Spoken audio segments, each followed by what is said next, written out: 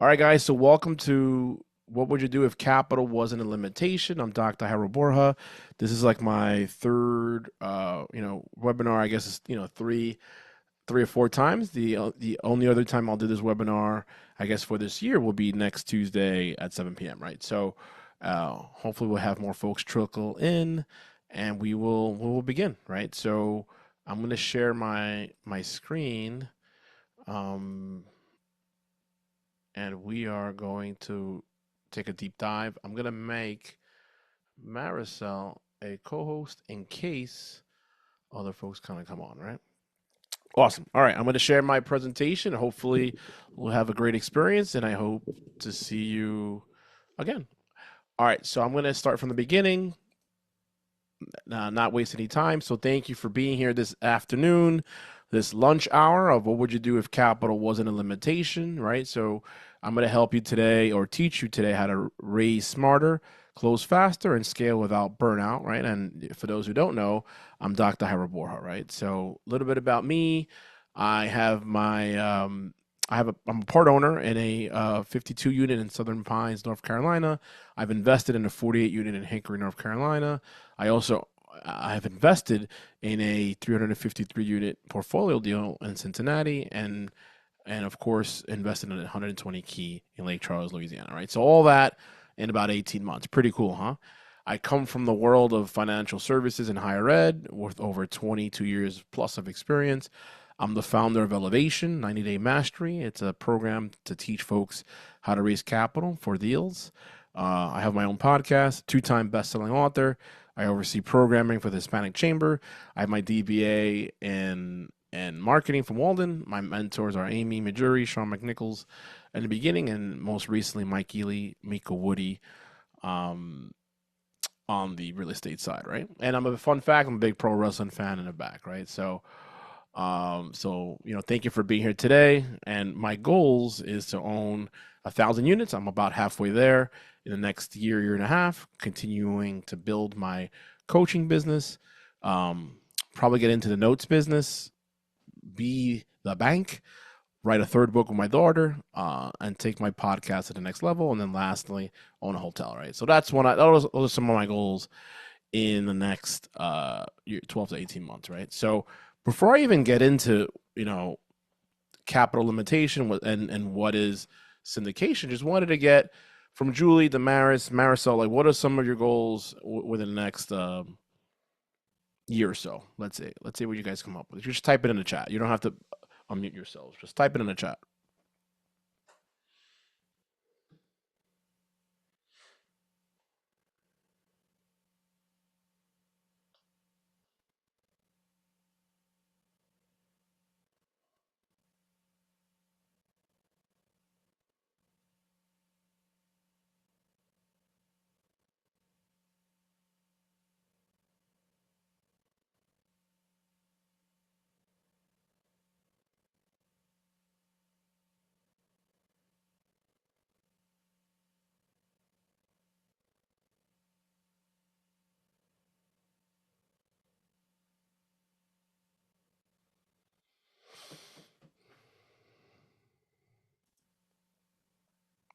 Complete my second master's and own my first property. Cool. All right. Excellent. Excellent.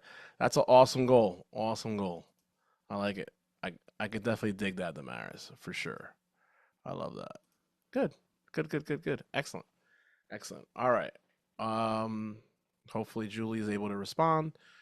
Marisol's kind of like my right hand today, and we'll see. We'll see what the others bring.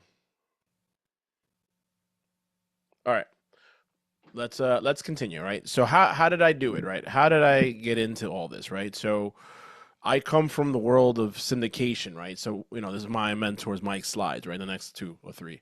So syndication essentially is you have a deal, you have a sponsor team or general partners, and then you have what's called LP, limited partners, right? So the way we did the two deals in the Carolinas and even the deal in Cincinnati is we were able to raise a certain percentage for both deals, for all three deals for that matter.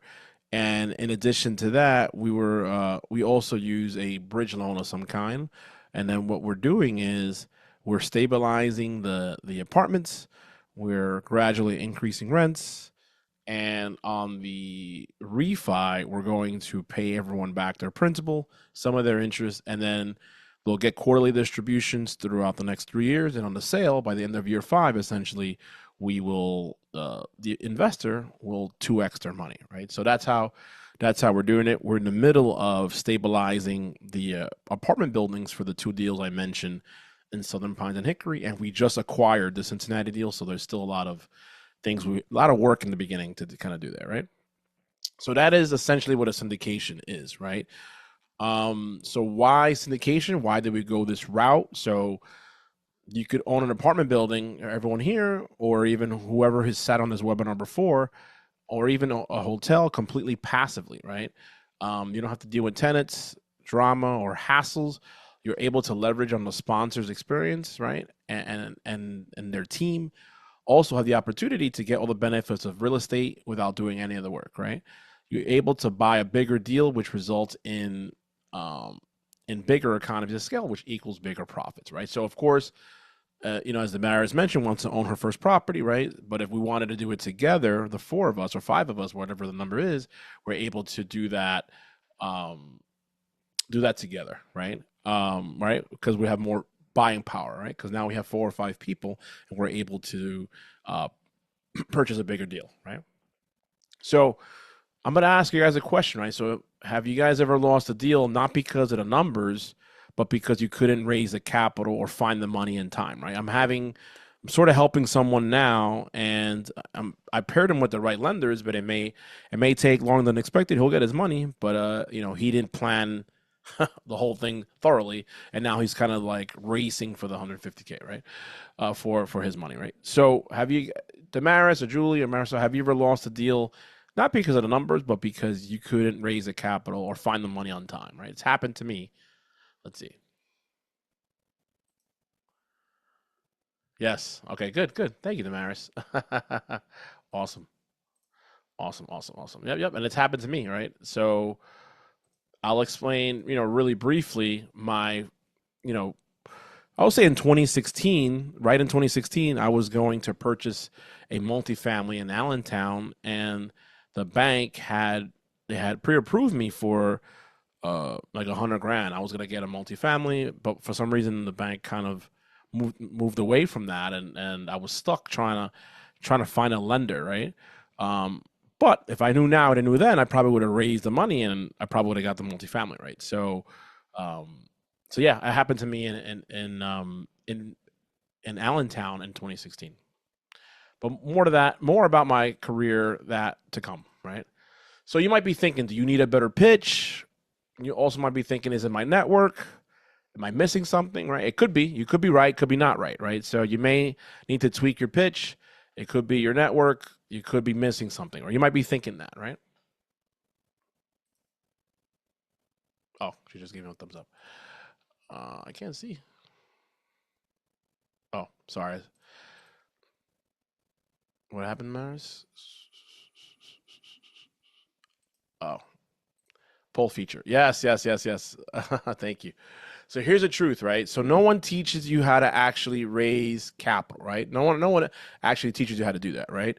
So as an example, everything that I've learned has been through the school of hard knocks and me finding the mentors. Sometimes you got to pay to play, but that's just part of it, right? So no one teaches you how to actually raise capital, right? So I went to Berkeley for undergraduate, right? I went to LIU for my MBA, and I went to Walden University in order to do my doctorate, right? But throughout my entire academic career, there was never a class that taught me how to raise capital, right? So that changes today, right? So most people try friends and family, maybe some cold DMs, maybe put together some type of pitch deck, some type of random networking. There you go. See, I told you more people trickle in. Some random networking and some social media posts, right? Most people try that, right? And you may get somewhere, you may not, right? But it's very fragmented and it's not very structured, right? When it comes to the capital raising process, right? So what if they don't work? Right? So why they don't work, right? So they're not systems. There's just you're trying to basically stick spaghetti to the wall and then see what sticks. They're scattered tactics, right? That's why it doesn't work. So if this doesn't change, you'll keep missing deals, right? Your confidence will take a hit, and then your goals will start to shrink. You say, hey, oh, maybe I won't do this property. Maybe I'll do this little thing, right? You'll do another goal, right? So if that doesn't change, right, you'll do, what is it, the definition of insanity? You do the same thing over and over and expecting different results, and that should not be the case, right? So I've been there. I've been ghosted by investors to fully funded and controlled deals, right? I've been there for sure. And thank you, Raphael, for jumping on, right? So you've been there when it comes to being ghosted by investors, and now being the case 3 deals later, right? Actually, 4 deals later, technically, right? I've been there. So, a quick story for those who don't know me. I think no one knows that my complete story. Damaris has seen me at events here and there, but I don't think knows a complete story, right? So, really briefly, so as I mentioned earlier, I have my career in higher ed and financial services. This is a picture of me right here with the former president of Berkeley, one of my associates, and then a student, right? So my role at Berkeley before leaving to starting my own thing was I would connect with a lot of corporations and companies to hire the students for internships and career opportunities, right? So that was my main role, and I managed 5, 6 people. You see, I told you more people trickle in, and I manage people in order to do that, right? So here I am, my last day, right? So basically, what I did was I completed my doctorate in March 2nd. I never forget.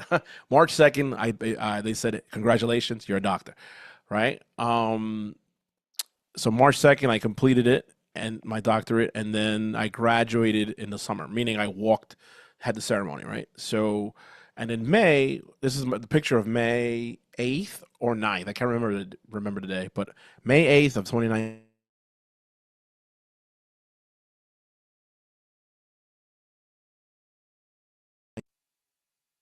Very little money or free to kind of get my reps in around networking and around personal branding and using LinkedIn. In January, I legalized my business. March, I officially became Dr. Borja. May, I resigned, and then of course the summer I graduated. Right, so that's a picture of me in my last day. So there's a picture of my family. It's a long time ago. This is 6 years ago. Emma is almost up to my waist, and my daughter she'll be 20 on Sunday, sorry. And that's my wife, which always likes to hide. So anyway, so that's a picture of my family at commencement in the summer of 19, right? So COVID happened, and of course, I struggled. I really struggled in trying to uh, get an identity as a business owner, and thank goodness for the Hispanic Chamber of Commerce, which they became my first major client, right? And thanks to that, I was able to go ahead and build off that. I leveraged other nonprofits and eventually leveraged UCEDC, and for a long time, I had a couple of clients, and things were good, right? I had a friend that approached me in 2022 who said, "Hey, we should get into real estate." I was like, "All right, great," but I'm not the type to just jump in. So I decided to join Raising Private Money Mastermind, and that's why I mentioned Amy Majuri. And thanks to her, I was able to understand the basics of real estate. But she was always into fix and flip, so her concepts work better for that. I didn't want to do that. Now, as you guys know, there's a lot of other real estate strategies in order to make money, right? There's short-term rental, aka Airbnb. There's mid-term rental. There's long-term rental. There's notes. There's tax liens. There's self-storage. There's assistant living, right? There's hotels. There's multifamily. There's a lot of different ways to kind of get into real estate. I wanted to jump into multifamily. Why? Because to me is the easiest to scale, right? For me to make the same money on a single family, I would have to buy like 100 houses. But with multifamily, I could do it's just one transaction. So that was my thought process behind that, right? So I wanted to find a second mentor. So I shopped around. I looked at Vina Jetty. I looked at Brad Sumerick, Rod Keefe, a couple of other folks in the multifamily space, and I found Mike Ely. So I joined Mike Ely's group in January of late January, early February of 2024. Now, this deal, mind you, was in a couple of weeks after that, but I decided to walk away from that, and I'll explain to you the story. Um, so, as you guys know, I mentioned that I did have a business partner at the time. The closing was set for May 31st of 24, right? I flew down to Tampa, and we were supposed to close on this deal, right? The closing came, and for whatever reason, my partner at the time didn't have the money, right? So we had an agreement. I was going to pay the earnest money deposit, and he was going to uh, reimburse me. And then, of course, he was supposed to be the money guy, and I was the operations guy. So, of course, that did not happen for whatever reason. And the seller was upset. The brokers were upset. So I spoke to the seller. He gave me a couple of weeks. I wound up finding the money, but after doing some additional due diligence, I actually walked away from the deal. And unfortunately, I lost. EMD stands for earnest money deposit. That basically means when you sign a letter of intent or even the purchasing service agreement, you're basically putting some sort of skin in the game up until closing. So unfortunately, the seller wanted some of the money, the attorney wanted some of the money. So out of the 20K that I put down, I lost 16K. So I wound up getting 4K back out of the 16K. Yeah. Then I had to make a decision. I was like, okay, do I move forward with this? Or do I just sit back and say, hey, I'm done. I'm done in real estate, right? So do I double down or do I just walk away? I decided to double down, right?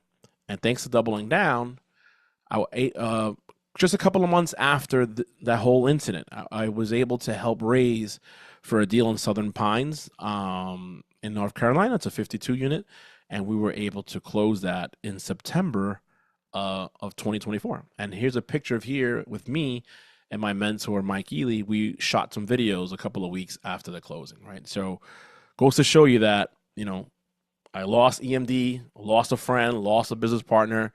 Uh, Gained a lot of experience, and ultimately, at the end of the day, I just never gave up. Right? I did never gave up. I had a mission in order to get into real estate, and right, and I was able to finally make that happen. Right? And right here is a picture of some of my mentors slash friends, Wendy Guzman. I have Mike, myself, Tim Vest, and Nevia Van Wright, which I owe her a call.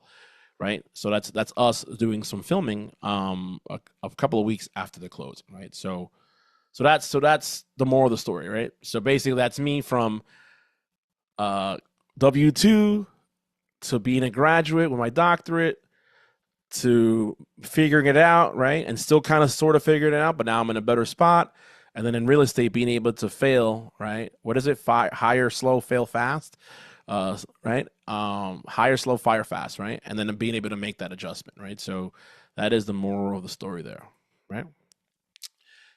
Rafael appreciated because he's the next slide. So here's a couple of mentees of mine recently that have taken my program. So here's Nadia Ramos, who's she took the first cohort of Elevation, able to 3x her revenue, able to increase her brand visibility, able to attract high quality leads. She's crushing it right now, doing speaking engagements, and she's gonna crush it as far as her goals for this year. And she's getting clarity, consistency, and confidence. Right, Rafael, who's on this call, who was on this call as well. Rafael, he's part of the first cohort of Elevation, able to raise 62 grand for his first deal, able to develop a repeatable capital raising system for future deals, expanded his network of investors and industry connections, and he's increased his clarity, confidence, and deal making skills. Right. So shout out to Rafael, who's also on this call, happens to be on this call. Right. So thank you, man. Anything you want to add, Rafael? He's probably not in a position to talk. Yeah, luckily I am today. All right, good, good. Anything you want to Um, add? yeah, I mean, it's gonna take some confidence building. It's gonna take a lot of networking, but it works out at the end of the day. Yeah, You gotta bet on yourself, right? right. Absolutely, right. You got to better improve yourself and before you can help others, right? In regards to that, right? So cool. Thanks, man. I'll definitely reach James. You're definitely, if you can, I'll definitely reach out to you as well, right? So let me ask you guys a question, right? So what if capital didn't feel like a grind, right? What if it came to you on repeat, right? I think you would love that, right? If you had a system, a process in place, Damaris, to get your first property, Julie, I don't know what your goals are. Um, so what if it wasn't a grind, right? It'd be fantastic, right? So here's what you learn today, right? So you obviously learned my story and learned a little bit about syndication. You'll learn why traditional capital advice fails, how to rewire your approach. You kind of already been learning that a little bit from me. My 5C approach and how can we build together, right? So that's the agenda the rest of the time. So why most advice fails, right? It focuses a lot on the pitching, not positioning, not relationships, and not trust, right? So in the raising capital world, it's all about really doing business with people that you know, like, trust, and respect, right?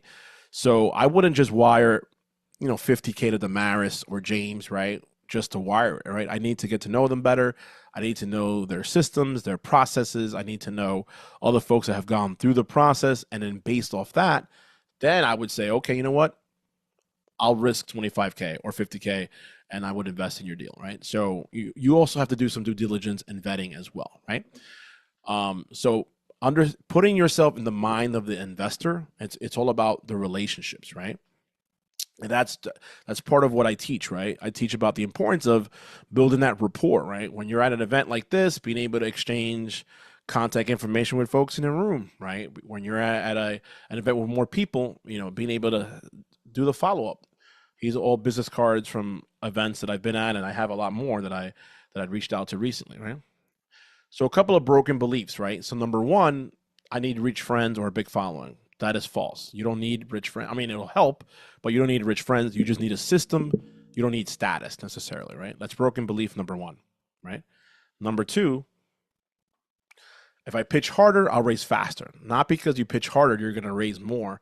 Pitching kind of repels, especially there's someone that actually was a student of ours and is trying to pitch a service is hard, right? But there's one thing, right, between being persistent and annoying. He's kind of in that annoying space. You have to be careful there, right? So positioning attracts, right? So that's why you have to position yourself. That's why the social media kind of helps, right? When it comes to um, the photo, the video, the conversation starters. The Maris was talking about polls, which I've used in the past. I kind of stayed away from this one, right? So being able to engage your audience, right? Talk to your ideal audience when it comes to raising capital, right? Or whatever goals you may have, right? Broken belief number three: cold DMs and mass emails are enough. Trust isn't built in a spam folder, right? You could use it as part of your strategy, but at the end of the day, real capital is relationship driven, right? So I'll give you an example. I'm helping someone separately outside of here completely with something totally different in the world of business, right? So the reason why we're coming close to some capital that he needs, and it's seven figures, is because of the relationships I have with different lenders and private money lenders, right? So that's the only reason why, right? Not because we did a DM or a campaign of some sort. That all helps, right? Because you have to constantly be having conversations with people. But at the end of the day, it's all about being able to have those relationships in place, right? Belief number four: systems are for big teams, right? That's not true. You could have a small team of two people and they could make, seven figures. It all depends on the systems and processes and product or service that you have in place for that, right?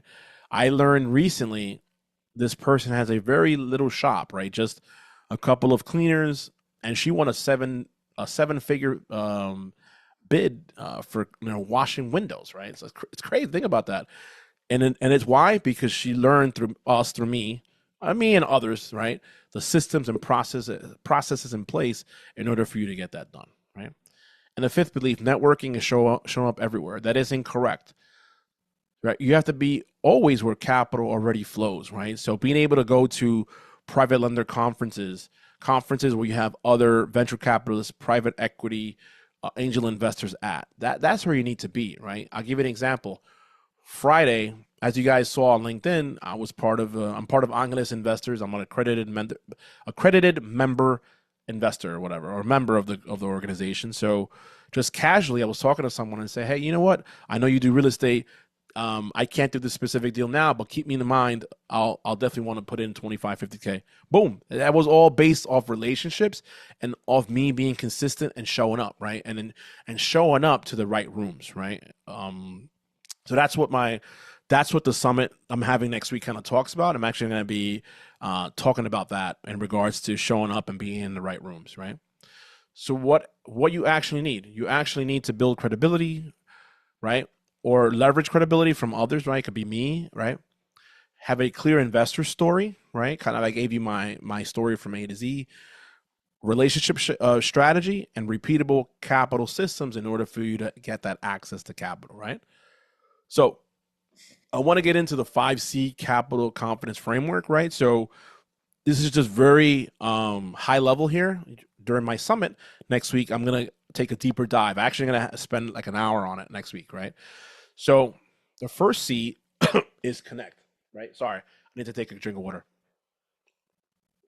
So the first C is connect, right? Being able to have strategic proximity and being introduced versus being ignored, right? It's about being in the right rooms with the right people and being strategic as far as how do you connect with someone on LinkedIn that could be an investor, right? And it's always easier, Damaris. As an example, let's say you Google, I don't know, Sequoia Capital or some of these other funds, right? And let's say I happen to know the investor, right? So would it be better for you to reach out cold, or is it easier getting an introduction via me? B, right? Because I have the relationship with the individual as an example, and because I have that relationship with the individual, it's a warmer introduction, and at least you'll have that conversation, that one-on-one FaceTime, as opposed to not being able to just reaching out cold on LinkedIn, right? So a strategy that I talk about, um, that I talk about a lot often is like, yeah, doing research as far as, all right, who are investors in Web3, who are investors in blockchain, who are investors in real estate, right? And then based off that information that you could find on ChatGPT or Google, then seeing on LinkedIn, all right, who's connected to James, right? So now based off who's connected to James, then I would say, okay, Raphael, do me a favor, can you introduce me to James, right? He'll ask James. If James says okay, then I will make the intro. Then he'll make the intro via that way, right? That's the power of connection, right? And I'm talking about that all about that next week. The second piece is clarity, right? Crafting your capital story for trust and traction, right? I gave you like a little bit about me when it comes to the clarification, right? I gave you my quick story, right? I kind of could have went longer where, but I gave you the snapshot, right? Told you who I was as as an individual, right? Coming from higher ed, failed on a couple of things. I basically put myself out there being vulnerable, and then once I put myself being vulnerable, how I was able to transform once I was once I understood the mission and once I got clarity from the right people, right? So it's about surrounding yourself with the right people and having it's not just about understanding how to raise capital, but it's also the fact that you have other like-minded individuals. Very important, right? That's why I like the group coaching aspect, and James could tell you more later, right? Well, I'll have him unmute himself, but the importance of having that peer-to-peer accountability, having someone like me to kind of help you coach you through certain things, and then yourself doing a lot of research and work yourself, right? So clarity, very important, or clarify, very important. Converting. So then from events like today, or events like I attended on Friday, to commitments, right? And have frameworks that close without pressure, right? So in the first cohort, I had someone come in and talk about like the importance of the discovery call, and I kind of go over it a little bit in this in the current state or status as well, right? So it's all about asking the right questions, right, and addressing the pain points, right, to your investor, right? Because if you address the pain points, and if you do all that out the gate, right, you should have little to no objections at the end, right? If you ask the right questions, right? So hey, are you looking to invest actively or passively? Boom. All right, actively. Okay. Do you have any experience? They may say no. Okay. Um, are you open to learning, right? And being passive, right? Tell me about what you have currently, whether it's cash or other investments or 401k, right? So by asking the right questions, right, hopefully they'll be in a position to say, you know what, okay, great. And then by the end you'll know whether, hey, they want to be active and find deals and analyze deals and work on deals, right? Or they just want to invest passively, kind of what I mentioned at the beginning, where they just want to deal with tenants, toilets, and trash, right? And then the last two is closing, right? Being able to overcome any objections, having some type of system or customer relationship management setup. I use Go High Level. You could use HubSpot. I use HubSpot in the past, and having things, the repeatable task. You could automate certain things, and then being able to have a process to follow up. Okay, so again, being able to have connections, being in the right rooms, asking for introductions, as an example via LinkedIn, being in the right conferences, right? Being able to have clarity as far as your capital story or story, right? For trust and traction, right? I gave you a little bit of mine. Having that conversation from casual to commitment, right? To frameworks that close without pressure. And then lastly, close and clone, right? Being able to understand how to overcome, price objection or not interested objection or any other objection. The good part is if you have the right discovery call and ask the right questions in regards to budget or investments, you should have little to no objections at the end, right? And then having a system or process that helps you kind of do that, right? All right. So I'm going to get into a couple of sources of ways you could access money, starting now, right? You have individuals who have a 401k or self-directed IRA or an IRA of some sort. There's HELOCs or home equity loans. There's a trust fund. There's personal savings, right? There's lines of credit, both personal and business. Any inheritance, I wish I did. Any cash value life insurance or HSAs. And there's also personal business and credit cards, right? There's also stocks, right, that you could, cash out. Obviously, there's a capital gains on that. There's venture capitalists, angel investors. There's private equity and family office that could also able to fund private money, right? Fund your deals, right?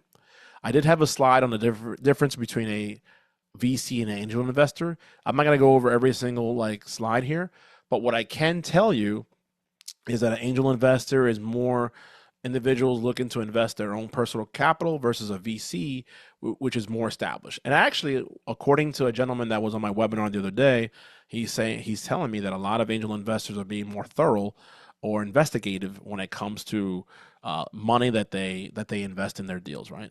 Right. So, in some cases, you could do just debt. In other cases, you could do debt and equity or equity, right? So I get this question asked a lot.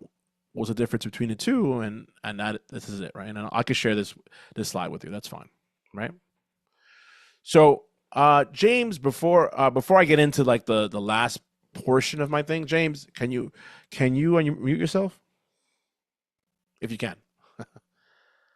He's Yes, I'm here. I'm sorry Hey about man, that. how you doing, man? Everything good? So James he just wrapped up my second cohort, and James, man, what do you tell us how impactful has been for you, especially what you're doing now in your space now?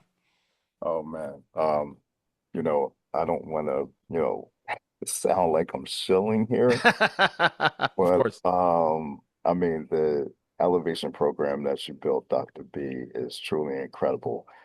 Sorry, let me introduce myself first. Sorry. Sorry. Hi everyone. I'm James from TrueFi. I joined Elevation because I was tired of scattered efforts and like spray and pray fundraising. So over the last couple of weeks, the program rewired how I thought about money, relationships, and momentum. In a couple of words, let me just give you some of the things that matter. So, for example, the before and after. Before Dr. B's program, there were vague asks, random follow-ups, bloated plans. So I was kind of, all over the place. I did have some ideas and things that I wanted to do and develop, but they weren't in the proper place. And, it started with the beginning of the year when I was in another program with Dr. B, and I found out who this gentleman actually was. I made it very, very intentional to learn and hear from him. Dr. Bees wrote an amazing book, The Deal Maker. That is a very good read. If anybody hasn't had a chance to check it out yet, please go on Amazon and check that out. Dr. B, don't mind, I'll throw a link up in the chat or you can throw it up there. But just wanted to talk about that also. But after the entire experience with the cohort, clear wins were developed. Give first relationships. So it wasn't just about, asking for money or help me do this or that. It was more where I wanted to find ways to offer what we can do for somebody and have them understand that that's the reason the True Fight was developed. And then also we were able to gain a complete operating rhythm. So tasks were properly lined out, processes were streamlined, and the effect that was made when it came to us talking to potential clients and clients that we currently work with, that whole experience changed. So thank you, Dr. B, for that. Anytime, man. Awesome. Good, man. Thank you for that, brother. Thank you for that. I appreciate you with the kind words. Have you guys, have you found this helpful? Damaris, Rafa, great seeing you. Julie, Marisol, have you found it helpful? Awesome. Yeah. Okay, good. Excellent. All right. Good. Yep. All right, cool. Thank you, Damaris. Appreciate you. Good. Excellent. Awesome. All right. Good. I'm glad that you find it helpful. I know I found it helpful. So good. Excellent. Can you see yourselves how to utilize some of these strategies today to give you an unfair advantage? Advantage for sure, not disadvantage when it comes to raising capital. I would think so. I know James definitely gives us thumbs up. Damaris says yes. James says yes. Raphael says yes. Aaron, who just came in, probably said yes too, right? So good stuff, man. Appreciate it. Awesome. So if you could play a greater role personally in helping you, if I could play a greater role personally helping you raise capital on your next deal, what would you want to learn now or how? Absolutely, right? I assume so, right? As well, right? Almost a rhetorical question, right? So really quickly, if you imagine less than a month from now, you're able to connect with the right networks so you don't waste time in your local networking group, crafting your capital story, similar to what I just did before, and capture the attention of your ideal lending partner, having capital on demand, having a system that works, right? Not just doing stuff at random, right? So I want to introduce everyone here, and everyone knows about it. Capital Connections, right? So it's a virtual networking event that I'm having next Thursday and Friday. It's 10 to 4. I'll expand on the 4C, on the 5C framework, basically, and how to turn those conversations into capital. I'll also have the opportunity to give you guys systems and scripts and in order to help you attract the right investor and funding partners and deal opportunities. You'll have the opportunity to also expand your visibility and influence and put yourself out there as a trusted authority who turns every conversation into cash flow and collaborations, right? So very important when it comes to that. So what's next, right, for everyone here, right? So, I believe everyone here will be attending next week, but if not, I would love to have you guys scan the QR code for more information in regards to ready to master your capital raising, right? So that's the QR code. It should work, and that is the link there. Maricel, if you could do me a favor, I sent it to you via earlier. If you could drop that in the chat, thank you, James. That'll be fantastic, Maricel. So if you could drop that in the chat, that'll be fantastic, right? I can't copy and paste, but if I could, I would. Marisol, if you could dump it in the chat, that'd be great. So really quickly, as far as Q&A, I get a couple of questions, pretty frequent. So who is Capital Connections for as far as the summit? It's basically for individuals looking to learn to raise capital, right? And for their deals, right? How quickly can you see results? It all depends on you, right? All depends on you. All depends on your network. How who do you reach out to, right? How's it different from different programs around networking? It's simple. It's about, because for me, as James mentioned, it's all about building systems and processes in place to help you with things that you know, with people that you know that can know, like, trust, and respect you, right? So it's not just a program to help you network and not just about form, not just about setting up the follow up, right? It's all about a process from A to Z for 2 days of how to really get out there and hopefully, kick butt. How much can you expect to raise? It all depends, right? I have like a capital raising exercise that I do, and we'll see, right? I did an exercise one time with a group and I raised a couple million, right? What I mean by raising is like soft commit, not that they actually wire the money. They say, hey, I have, a couple million sitting in this account, and yeah, I could definitely invest it, right? Is it for only real estate investors? No, it's not.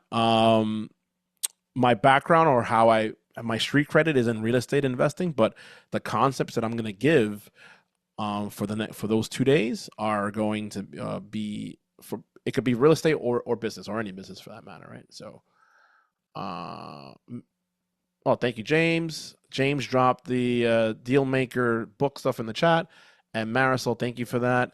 She was able to drop the information for the summit next week. So I'm looking forward to next week. We finalized the agenda for next week. I'm looking forward to it. So day one will be a little bit about clarity and mindset, and then we'll get aggressively into scripts. And then day two will be about the processes and systems in place. So I'm excited for the next for those 2 days, and I believe everyone here is on this should be on the summit in some way, shape, or form. Awesome. Good, good. So those are some of the frequently asked questions, right? So that's my information. Almost everyone has it. Anyone has any final questions? No. Damaris, we're good. Julie has been kind of quiet, so hopefully she's in listening mode, and hopefully I get to see her. I think I'll definitely see James for sure. I'll definitely see Maricel, Aaron at some point. Let's see. Thank you for this. Oh, no problem. Anytime, anytime. All right, guys. So if I don't see any questions in the chat. I wish you guys a very happy Thanksgiving, and I'll definitely be in touch with each and one of you guys, and hopefully I will see you guys virtually December 4th and 5th. Happy Thanksgiving to you and your family, and we will see you guys next week. Thank you so much. Appreciate everybody. Take care. Thanks. Ciao. Bye-bye.